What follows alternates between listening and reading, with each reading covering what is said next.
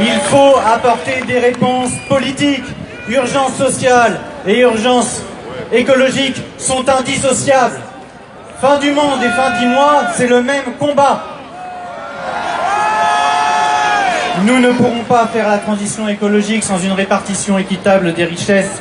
Cela suppose évidemment de sortir de ce modèle absurde dont le seul objectif est de poursuivre la croissance. Quand vont-ils enfin comprendre ? Nous ne pouvons plus viser la croissance infinie dans un monde qui a des ressources limitées. Il faut donc désormais que les ultra-riches contribuent à l'impôt comme tout le monde, c'est-à-dire à proportion de leurs facultés. Il faut pénaliser fiscalement, voire interdire, les activités polluantes des multinationales. Et il faut évidemment sortir des traités européens qui fixent une politique économique qui ne cherche que la croissance pour quelques-uns et qui condamne à l'austérité tous les autres. C'est le seul moyen de changer enfin nos modes de production et de consommation pour créer une société respectueuse de l'environnement, une société juste et fraternelle. Ne vous y trompez pas. Ne nous y trompons pas. Ce pouvoir politique jamais ne changera de politique, car soumis au lobby comme il est et aux puissances de l'argent, jusqu'à son dernier souffle, défendra les intérêts des ultra-riches. Nous tous ici et chaque citoyen portons une responsabilité immense pour les générations futures.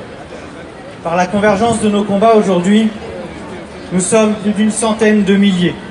Je forme le vœu que ce jour historique sera celui qui fera que demain, nous serons des millions. Une vague s'est levée, car aujourd'hui et depuis le 17 novembre 2018, la révolution est faite dans les esprits. Et comme le disait Victor Hugo, rien n'est plus puissant qu'une idée dont le temps est venu. Le temps est venu!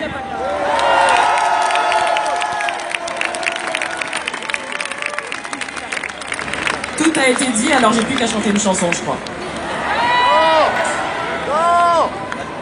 Est-ce que vous savez si nos dirigeants travaillent correctement? Est-ce qu'ils travaillent correctement? Est-ce qu'ils font leur travail? Est-ce qu'on doit les virer? Oui, on est d'accord. Est-ce que vous trouvez ça normal que lorsqu'on demande de la justice fiscale, climatique et sociale, on reçoive des LBD dans les yeux?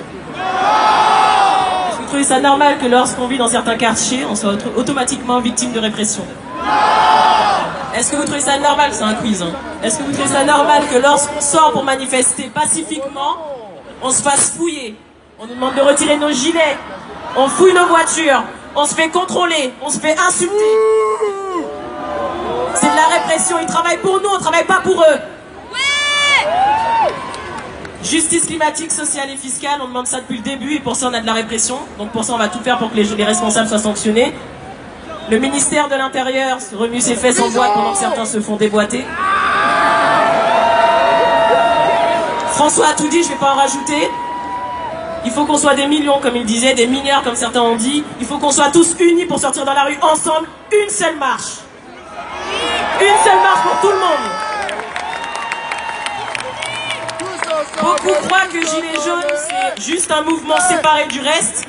Moi, j'ai envie de vous dire, quand on nous dit qu'on nous taxe, et qu'en fait ces taxes servent à donner des avantages aux grandes entreprises, moi je dis non. Aujourd'hui, en tant que citoyen, on a le droit de dire non. On a le droit de dire c'est pas normal. C'est pas normal. Alors on va tous sortir dire ensemble que c'est pas normal. C'est pas normal.